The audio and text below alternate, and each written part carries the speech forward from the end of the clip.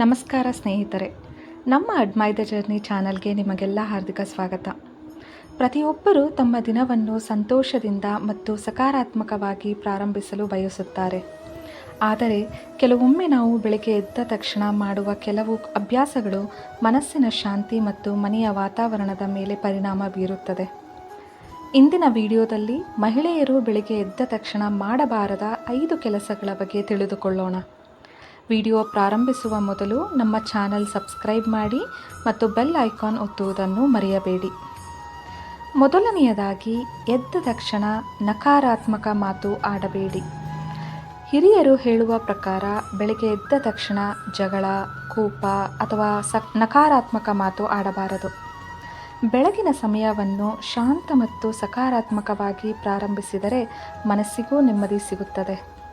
ಅದರ ಬದಲು ದೇವರ ಹೆಸರು ನೆನಪಿಸಿಕೊಳ್ಳಿ, ಒಳ್ಳೆಯ ವಿಚಾರಗಳನ್ನು ಯೋಚಿಸಿ, ಕುಟುಂಬದವರ ಜೊತೆ ನಗುತ್ತಾ ಮಾತನಾಡಿ.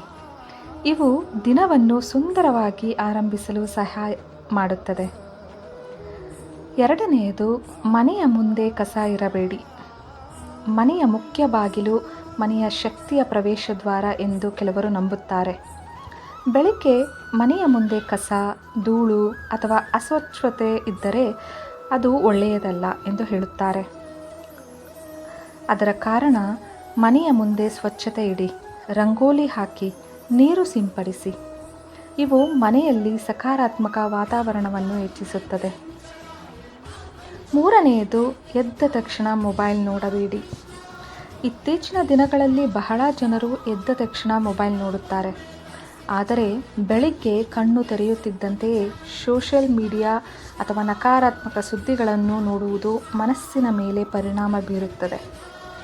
ಅದರ ಬದಲು 5 ನಿಮಿಷ ಶಾಂತವಾಗಿ ಕುಳಿತುಕೊಳ್ಳಿ, ಆಳವಾಗಿ ಉಸಿರಾಡಿ, ದೇವರನ್ನು ನೆನೆಸಿ. ಇವು ಮನಸ್ಸಿಗೆ ಒಳ್ಳೆಯ ಶಕ್ತಿ ನೀಡುತ್ತದೆ. ನಾಲ್ಕನೆಯದು, ಅಡುಗೆ ಮನೆಯನ್ನು ಸ್ವಚ್ಛವಾಗಿಡಬೇಕು. ಅಡುಗೆ ಮನೆಯಲ್ಲಿ ಲಕ್ಷ್ಮೀ ದೇವಿಯ ಸ್ಥಳ ಎಂದು ಪರಿಗಣಿಸಲಾಗುತ್ತದೆ.